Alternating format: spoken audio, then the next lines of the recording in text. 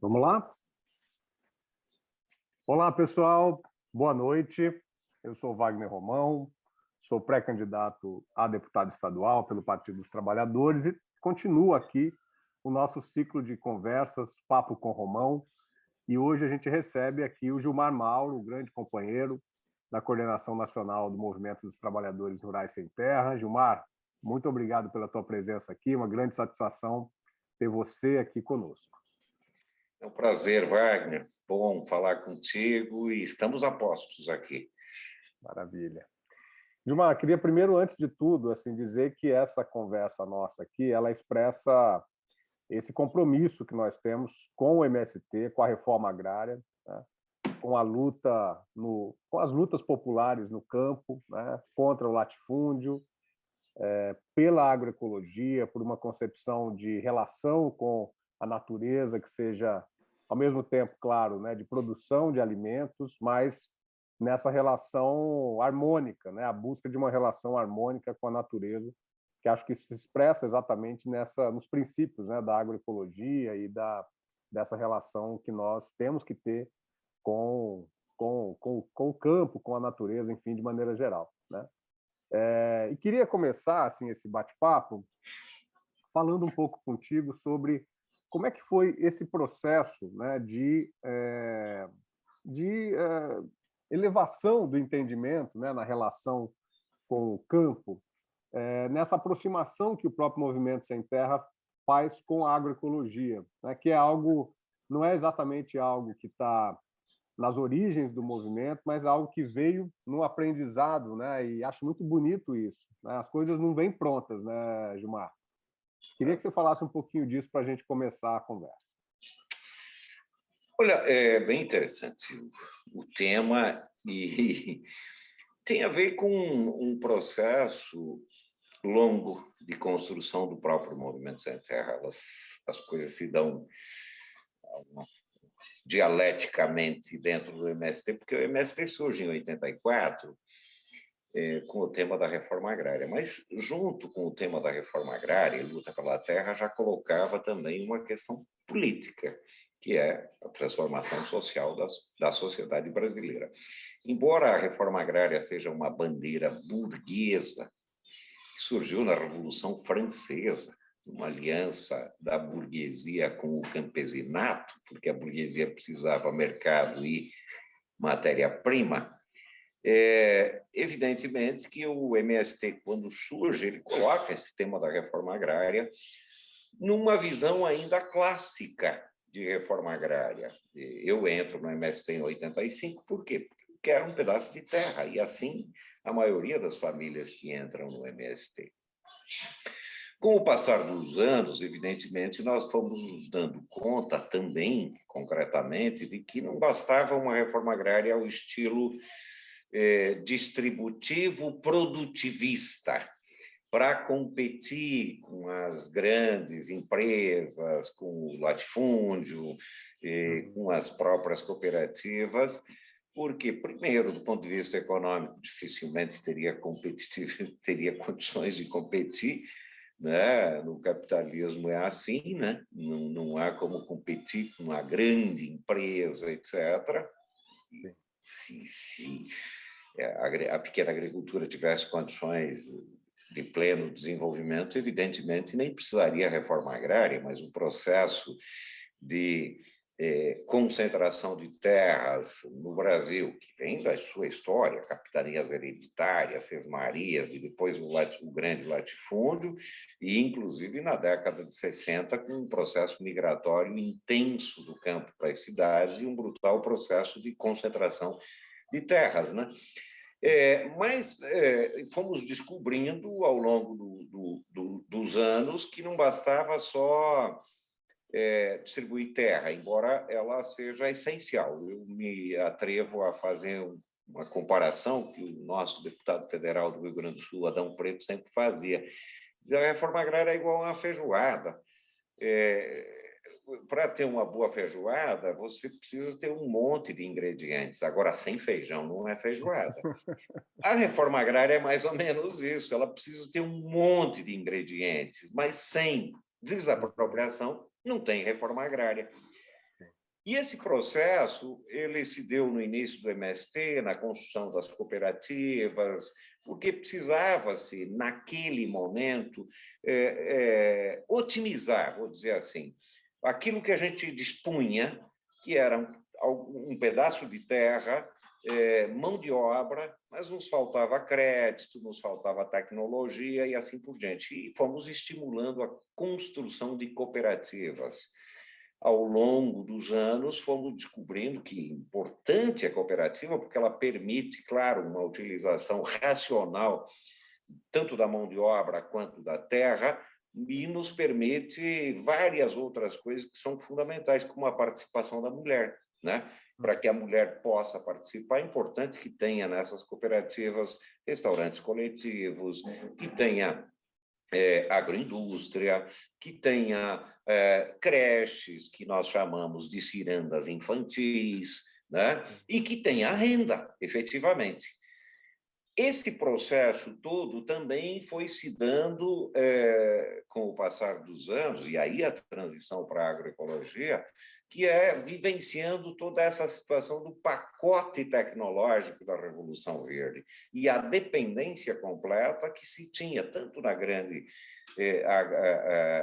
grande fazenda, mas também na pequena agricultura. E o problema gerado, do ponto de vista econômico, uma dependência brutal dos grandes conglomerados econômicos, isso se tornou muito mais concentrado no último período, e o problema concreto, que é o envenenamento do solo, da água e principalmente das pessoas que manuseavam isso. Essa análise empírica concreta dessa realidade foi apontando para o MST que era necessário mudar o paradigma de produção na agricultura. E isso se somou com todo um debate internacional, a via campesina, etc. E nós fomos transitando para esse modelo que hoje defendemos de agroecologia. Eu fiz um resumão histórico aqui para a gente entender que foi um processo de construção ao longo da história. E poderia dizer agora, então, recentemente, com a crise ambiental, que é gravíssima, né, que evidentemente nos aponta que o caminho é a agroecologia e é possível sustentar toda a humanidade de forma agroecológica. Maravilha, Gilmar, muito interessante, né? Porque a gente também tem um processo de conscientização da sociedade como um todo e que o movimento também vai trazendo, né, para a sua própria prática e experimentando, né, tudo isso que é muito ruim, né? Todo essa utilização do veneno, né, na produção, e como superar isso, né? Como superar isso de maneira a fazer com que a natureza possa se estabelecer, essa relação entre o homem e a mulher, né? E o campo, a natureza, a própria terra, ser algo sustentável, né? Sustentável e que a gente possa se alimentar melhor, né? Queria que você falasse um pouquinho disso também, né? Porque dentro do contexto da agroecologia e de todo modo como a produção vai se organizando, existe também essa preocupação com o que vai ser consumido, né? Não só as pessoas que estão produzindo na terra, que estão lá no assentamento, mas também as pessoas que vão consumir na cidade, né? E desse modo, há exatamente essa articulação entre campo e cidade, né? Queria que você falasse também um pouco disso, Gilmar.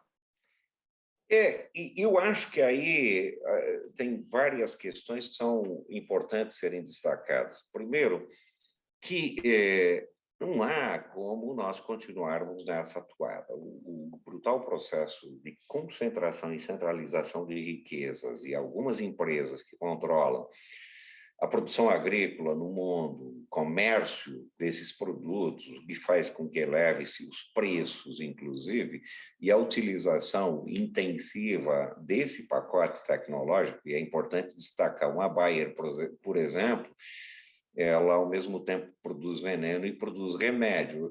É uma lógica cujo centro é a busca do lucro, acima de qualquer coisa. E essa busca do lucro transforma tudo e todos em mercadoria e vê a natureza como uma espécie de dispensa a ser utilizada permanentemente, né? E quando todos nós sabemos que, efetivamente, os recursos são finitos, a água é finita e assim por diante.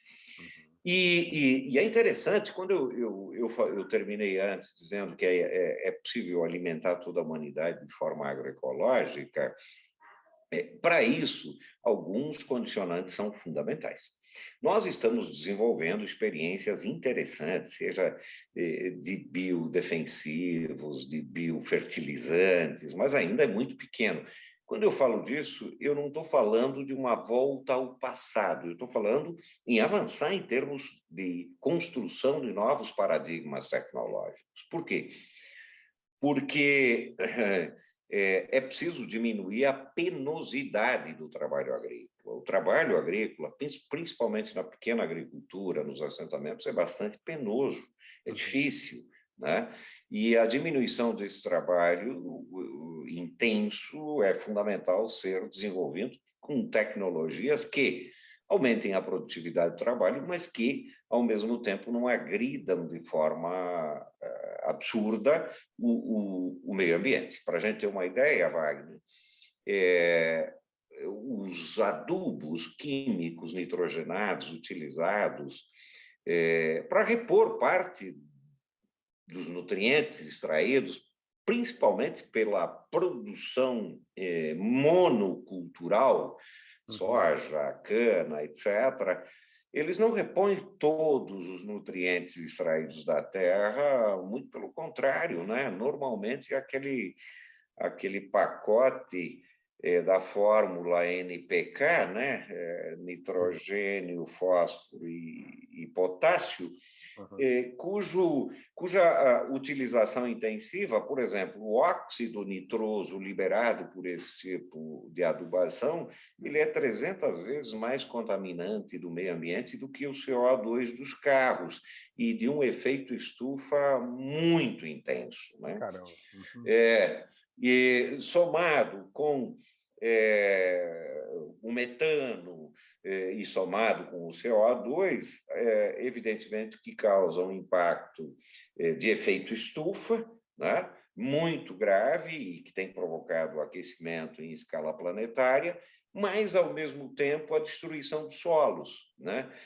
Você pega, por exemplo, aquelas nuvens de poeira que praticamente engoliram cidades do interior do estado de São Paulo, são fruto de um processo de ressecamento do solo, de solos sem matéria orgânica, de falta de chuvas, evidentemente, fruto também desse problema climático que a gente enfrenta, e somado com ventos, promove a erosão eólica como nós assistimos. Por quê? Porque no estado de São Paulo restam 17% da vegetação nativa em pé, na Serra da Mantiqueira e na Serra do Mar, pela condição íngreme dessas áreas, não foi possível o capital destruir tudo, mas tu pega a região de Ribeirão Preto, tem 10%, e a região de Barretos, afetada por aquilo, tem 5%. Então, eu disse tudo isso para dizer o seguinte: é um debate que precisa ser feito com a sociedade, mas para mudarmos e alimentarmos a sociedade de forma agroecológica, também é fundamental mudar a cultura alimentar.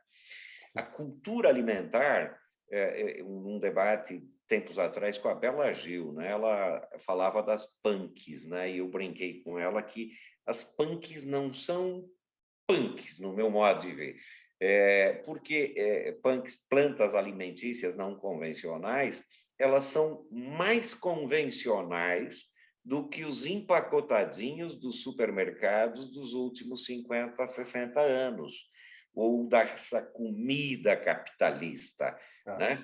E mudar a cultura alimentar é um processo, depende de uma educação, depende de um debate dentro das escolas, depende de um debate com toda a sociedade. Para a gente ter uma ideia, quem nos assiste, é importante destacar isso. 60% de toda a alimentação no planeta são 4 produtos apenas: soja, milho, trigo e arroz, que são a matéria-prima de uma série de empacotadinhos, salgadinhos, etc., que, ao mesmo tempo, nós convivemos, então, com desnutrição, fome, mas com obesidade, com glicemia altíssima, inclusive em crianças, com colesterol altíssimo e com outros problemas como câncer, autismo, etc., provocados por isso. Por isso que não é só uma questão de nós produzirmos, e nós queremos produzir, é criar as condições tecnológicas. Vou dar um outro exemplo. Nós poderíamos utilizar, sabe, os resíduos, o que se chama de lixo das grandes cidades, como Campinas, por exemplo, separar, coletar, ou seja, o que dá para reciclar, reciclar, e a parte orgânica desse lixo poderia se transformar em adubo orgânico. E veja, mesmo com resíduos de agrotóxicos, poderia servir para uma agricultura de transição. Mas imagine o lixo de São Paulo e assim por diante, criando indústrias para utilizar isso de forma racional, né? E não contaminar o solo, o subsolo e assim por diante. Então, é uma amálgama. A produção real que nós precisamos fazer na pequena agricultura com um debate de toda a sociedade acerca do que ela quer comer. Essa é uma pergunta boa. O que você quer comer? Se for aquilo que está na gôndola dos supermercados, talvez não precise nem reforma agrária, mas saiba que isso provoca um monte de problemas para o meio ambiente e para a saúde. E aí, né? A outra pergunta, talvez, antes de você ir te cortando, sim, vai lá. Que uso nós queremos dar ao solo, à água e aos recursos naturais. Porque se é esse o uso capitalista, talvez não precise de reforma agrária, mas isso está levando a humanidade ao colapso. Claro. Ô, Gilmar, vamos entrar um pouquinho aqui, porque você já começou a falar de política pública, né? Como é que o que a gente quer, o que as pessoas desejam, que tipo de alimentação elas querem continuar se contaminando e adoecendo, ou elas querem, né, ter uma alimentação saudável para ter uma vida mais saudável, como é que a gente consegue conter esse poder avassalador do capital, né, e dos alimentos rápidos e fáceis, porque isso também diz respeito a um estilo de vida que é estimulado e até, assim, como eu posso dizer, até romantizado, né, por alguns aí, que é exatamente essa coisa do workaholic, né, a pessoa que só trabalha, trabalha, trabalha, que responde a qualquer momento, né, e que, enfim, ou que vai ser patrão de si mesmo, entre aspas, né, e vai ficar 15, 16 horas trabalhando no Uber ou alguma coisa assim, né? Então, isso diz respeito realmente a uma mudança de concepção de vida, né? Não necessariamente, não apenas da sociedade enquanto tal, mas das pessoas, né? Dos indivíduos. E aí, eu acho que a gente está entrando também num momento aqui no Brasil em que a gente conseguiu, né, ter ali mais ou menos no final do governo Lula, início do governo Dilma, do primeiro mandato do governo Dilma, a gente conseguiu uma situação em que a fome, pelo menos naquele momento, tinha sido debelada, né? Assim, nós não tínhamos uma situação como nós temos hoje, voltamos a ter hoje, em que a fome é uma realidade para uma porcentagem muito substantiva da população brasileira. A gente tem cerca de metade da população brasileira que vive uma situação de insegurança alimentar, ou seja, não tem segurança sobre o que vai comer, seja amanhã, seja na próxima semana, né? Como é que a gente pode articular essas coisas em termos de política pública, né? Eu queria que você comentasse um pouco isso. A gente teve um programa muito importante, né, que foi o Programa de Aquisição de Alimentos, que dialogava com a agricultura familiar, ali no final do governo Lula, início do governo Dilma, né, naquela transição, se eu não estou enganado, entre o segundo governo Lula e o primeiro governo Dilma, e isso teve um impacto importante também para a agricultura familiar, para os assentamentos do MST e de outros movimentos do campo, né? Eu queria que você falasse um pouco disso e queria que a gente pensasse também no que a gente pode fazer a mais, né? Nessa retomada, nós vamos conseguir conquistar o governo para que Lula nos lidere no governo federal, e eu tenho muita convicção que a gente tem uma grande chance aqui em São Paulo também, com o Fernando Haddad. Queria que você falasse um pouquinho sobre o que você enquanto coordenação nacional do MST, o que o movimento tem pensado com relação a isso, e, se possível, também quais são as conversas, né, que você tem tido com os companheiros que estão à frente, né, dessas pré-candidaturas majoritárias, sobretudo. Nós queremos ter você como deputado nosso lá, né? Vamos trabalhar para isso também. Mas tem várias saídas muito interessantes que nós podemos desenvolver aqui no estado de São Paulo. Tem um programa lá atrás que foi feito pelo Montoro, Sacolões Populares, que é preciso resgatar aqui em São Paulo. A grande maioria da população das periferias do estado de São Paulo não come nem fruta, nem legumes, nem verduras. Aliás, a grande parte não consegue comer nada, né? E vive uma situação absurda de fome. E uma grande parte, mais de 100 milhões do povo brasileiro, não se alimenta adequadamente. Mas falando de São Paulo, e essas são as conversas que estamos fazendo com a Haddad, com o próprio pré-candidato a vice-presidente, o Alckmin, também com o programa do Lula e assim por diante. Por quê? Porque se nós conjugarmos essa coisa de construir sacolões populares com frutas, legumes, verduras e outros produtos nas periferias das cidades do estado de São Paulo, subsidiados pelo governo do estado, aquele estilo, você entra, coloca os produtos e paga por quilo, e que o estado subsidie isso, e ao mesmo tempo ele crie linhas de créditos, como o do PA, para estimular a produção da pequena agricultura e dos assentamentos, eu não tenho nenhuma dúvida que a gente resolve dois problemas ao mesmo tempo. Renda para as famílias assentadas e a pequena agricultura, e essa produção sendo entregue nas periferias das grandes cidades, permitindo acesso à maioria do nosso povo. Se conjugarmos isso, e veja, Wagner, nós queremos fazer isso direto, inclusive criar um sistema de logístico próprio, para não passar pelo dito mercado convencional, que só pensa ganhar dinheiro, porque isso nos permite, e permite ao povo da periferia, saber de onde vem e quem é que realmente produz a comida que ele está consumindo. E lá na frente, isso produziu uma amálgama, na palavra de ordem, né? Quando a cidade e o campo se unir, né? Nós vamos para frente. Então, nós estamos nessa toada de criar essas condições, somado a um programa que é possível desenvolver em São Paulo. Um cálculo rápido aqui, Wagner. Se nós calculamos que 10% do povo paulista passa fome, isso em núcleos familiares daria 1,5 milhão de famílias, mais ou menos. Eu não estou falando do núcleo clássico familiar, não. É a mulher, mais 2, 3 filhos, às vezes a chefe de família, assim por diante. Ora, o orçamento público do Estado de São Paulo são 288 bilhões. Se aqui em São Paulo tivesse um programa de transferência de renda de R$ 600 por núcleo familiar, isso vai dar 11 bilhões por ano, ou seja, dá menos de 1 bi por mês. Isso significa menos de 4% do orçamento público do Estado de São Paulo. É um baita programa de resolver o problema num curto espaço de tempo, que, somado com essa parceria agricultura, sacolões, PAA, etc., pode nos ajudar enormemente a resolver os problemas da fome e da miséria no estado de São Paulo.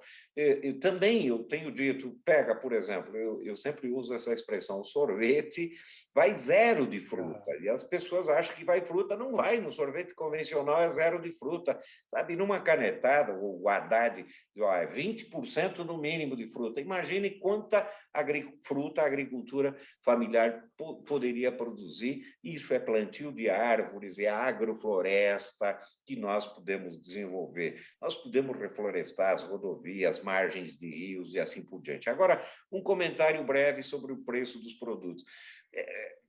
Foi destruído.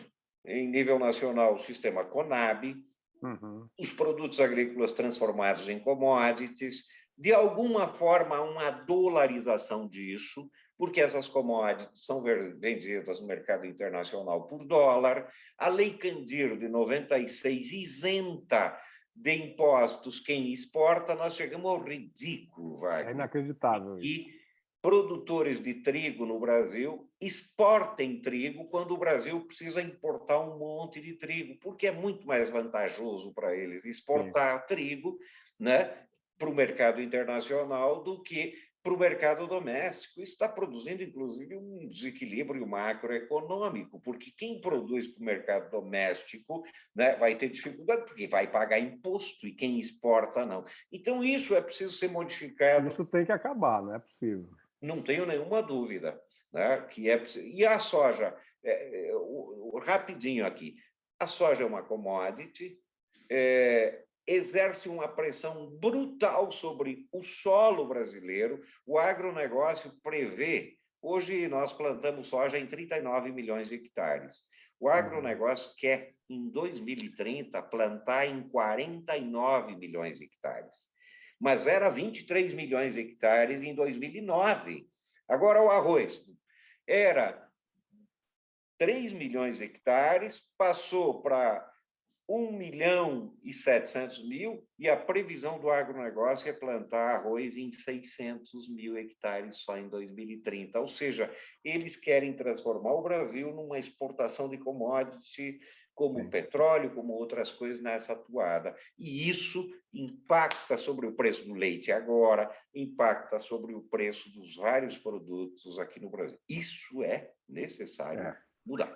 Isso nós temos que rever. Eu acho que é muito importante a tua fala, porque o que nós temos na Assembleia Legislativa é exatamente o domínio desse pessoal, né, que acabou de aprovar, inclusive, aquele PL terrível lá sobre, né, que legaliza a grilagem das terras, sobretudo ali no Pontal, né?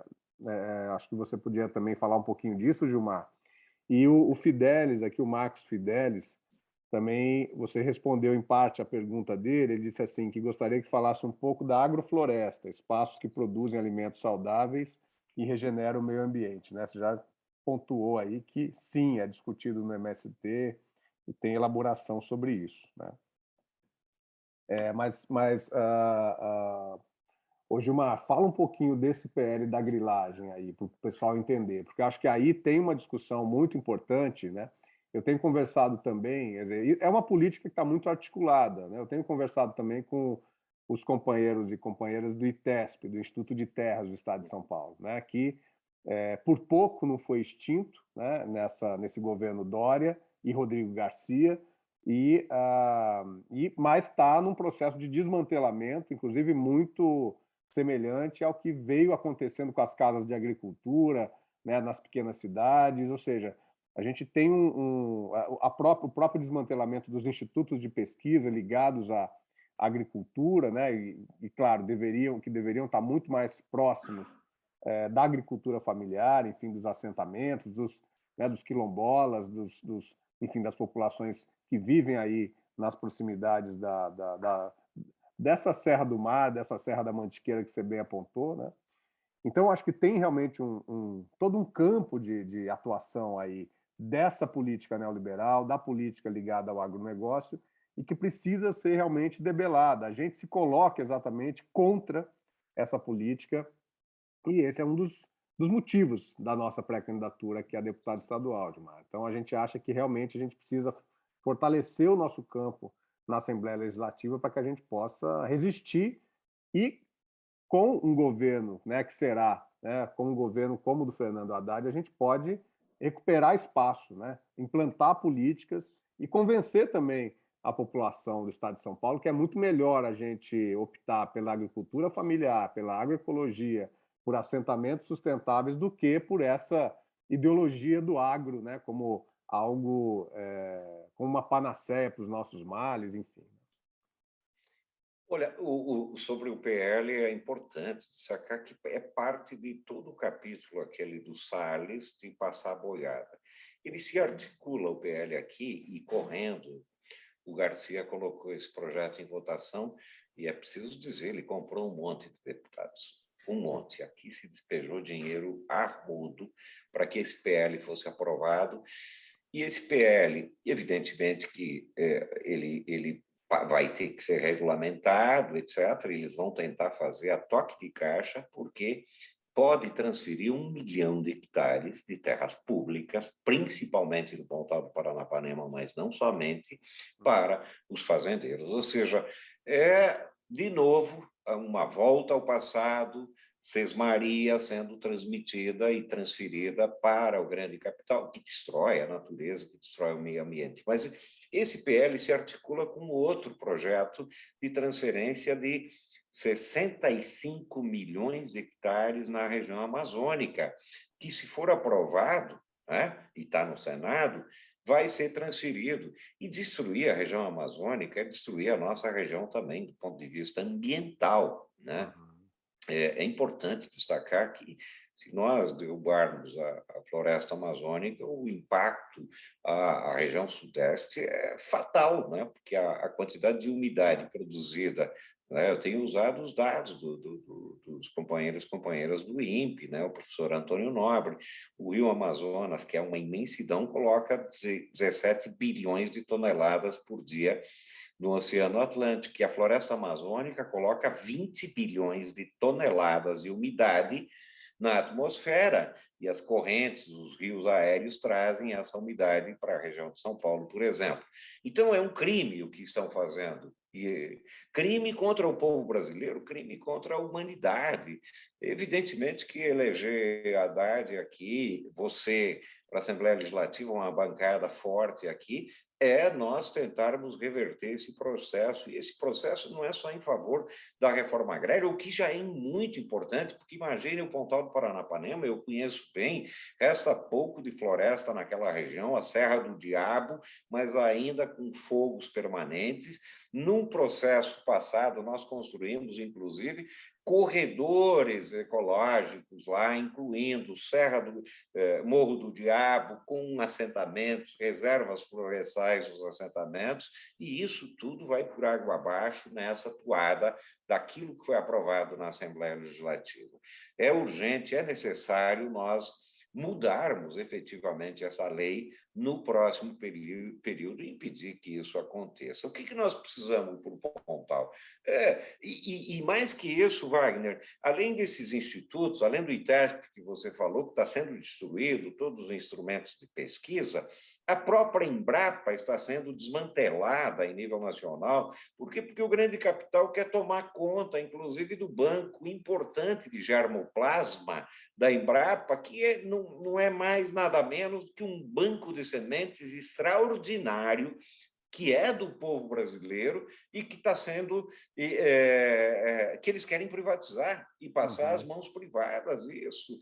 Então, nós temos um monte de tarefas importantes para o próximo governo. Por isso, eu sou muito otimista com esse momento histórico que nós estamos vivendo. Agora, não vou na toada do já ganhou. Claro. Eu acho que vai ser uma guerra para ganhar, vai ser uma guerra para tomar posse, vai ser uma guerra para fazer um governo popular. Por isso é fundamental a participação popular. Ou seja, como é que a gente muda isso? Com luta, né? Não dá, e nós, como movimento social, temos que ter plena clareza. Possivelmente, Wagner, vocês também não sejam maioria na Alesp, mas como a gente faz maioria? É pressão do governo e a pressão popular. E nós vamos ter que mudar. Eu acho que esse debate nós estamos conseguindo fazê-lo em toda a sociedade. E nós vamos ter que fazer mais dentro das escolas, dentro da universidade.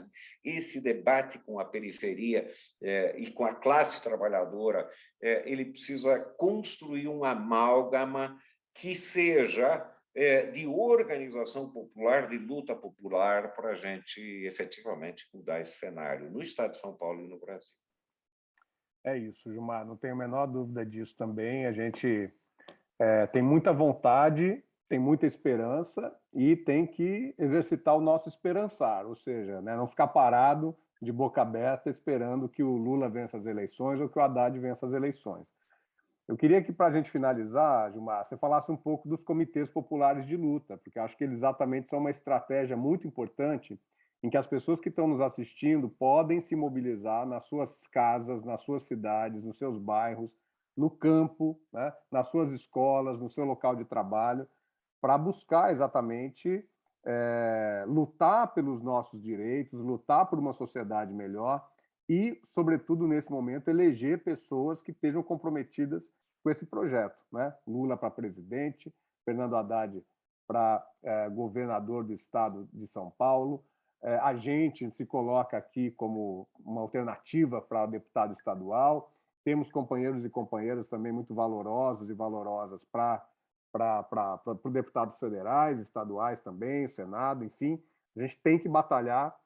Esse é o momento de eleger os nossos representantes, né? Mas sem nunca descuidar da luta das ruas, da luta que a gente faz fazendo pressão realmente. Então, eu queria que você falasse um pouquinho, para concluir, Gilmar, sobre os comitês populares de luta, e queria antes aproveitar e dizer para o pessoal que está assistindo que nós vamos fazer o nosso lançamento da nossa pré-candidatura nesse sábado agora, às 15 horas, né, o dia 16, sábado às 15 horas, ali na sede do Sind 15, que fica na Doutor Quirino, aqui em Campinas, número 594. Então, ficam as pessoas já convidados e convidadas e convidades para que a gente possa fazer uma grande festa lá. E nós vamos levar, viu, Gilmar, todo esse compromisso que a gente está conversando aqui, está assumindo aqui, para conversar também lá no nosso lançamento. Mas fala um pouquinho dos comitês de luta, Gilmar. Eu lamento não poder estar no sábado, que vou estar em viagem para o estado do Paraná, mas eu reforço o convite a todos e todas a estarem presentes e vamos fazer uma campanha, né, intensa para colocar muitos deputados e deputadas que nos ajudem nesse combate intenso.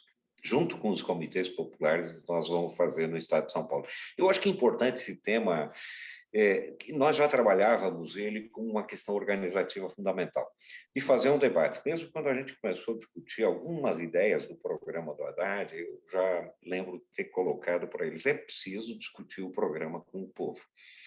O que o povo quer? Claro que nós, de antemão, já sabemos pautas que a nossa população precisa, mas incluir o nosso militante, a nossa militante, o povo nos comitês populares é discutir o que a gente quer para São Paulo, o que a gente quer para o Brasil.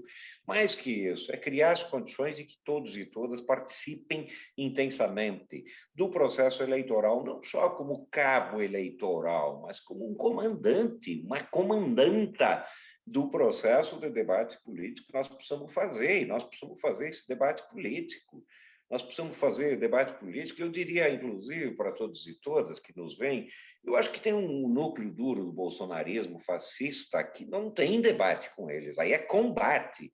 Agora, tem um segundo circuito que votou no Bolsonaro, mas que começa a questionar por várias razões, e com esses nós vamos ter que ter paciência e tranquilidade. Tem vários temas aqui que são importantes, por exemplo, o tema, né, um governo que esnoba da morte, que brinca com a morte, que faz chacota, isso pega pesado na cultura do povo brasileiro. Sim. Mesmo o tema da questão da corrupção, um governo sem corrupção, olha os filhos, olha os ministros da saúde, aliás, da educação, militares, né, envolvidos até o pescoço no processo de corrupção, da educação, o próprio ritual de um presidente que não cumpre o rito de presidente, ou seja, nós temos um monte de temas que nós temos que debater, ter tranquilidade, paciência para discutir. Então, e agora, nesse momento, eu queria dar destaque para uma coisa. A tática política bolsonarista é criar a ideia do medo. Veja os assassinatos, e estão ocorrendo, evidentemente, que há uma linha direta do discurso bolsonarista com o que está ocorrendo, com o que ocorreu em Foz do Iguaçu, né? Com o próprio estupro que aconteceu no hospital. É preciso dizer que é uma linha, né, que avança. Para nós termos segurança, nós não podemos ir para dentro de casa, se intimidar com isso, muito pelo contrário. Qual a nossa segurança? é desenvolver ações coletivas, e isso é fundamental no Comitê Popular. Sabe como nós diminuímos as mortes no campo, que sempre houveram, claro, problemas? É quando nós massificamos a luta. E esse trabalho coletivo é um trabalho de debate político, de organização que vai ser necessária para ganhar as eleições, mas para fazer um governo popular. E é necessário, inclusive, para dar segurança política para a militância que vai ter que botar o boné na cabeça, que vai ter que vermelhar esse país e que vai ter que fazer esse debate para, efetivamente, nós conquistarmos, né, votos do povo brasileiro para o nosso projeto. Bom, você falou de botar o boné na cabeça, então Bora vou colocar lá! aqui o boné na cabeça para a gente terminar bem essa nossa live, essa nossa conversa. Gilmar, forte abraço, Gilmar. Uma pena você não estar no sábado, mas eu sei que você vai visitar sua família, seus familiares que estão aí fazendo aniversário. Um grande abraço para seu pai, que está lá fazendo os seus 80 anos, né? E lá no nosso querido Paraná também. Eu sou paranaense, como você sabe, como você, né? E nós migramos aqui para essa terra bonita também, gostosa e boa para lutar, que é Campinas, essa região aqui. Forte abraço, Gilmar. Obrigado Valeu, pela Wagner. prosa. Obrigado. Um grande abraço. Estamos juntos, viu? Eu não vou estar lá no sábado, mas nós vamos contribuir naquilo que pudermos na tua campanha para te eleger, para eleger Haddad e Lula e mudarmos a história desse país. Grande abraço. Até mais, companheiro. Um grande abraço. Tchau, tchau. Abraço, pessoal. Até a próxima.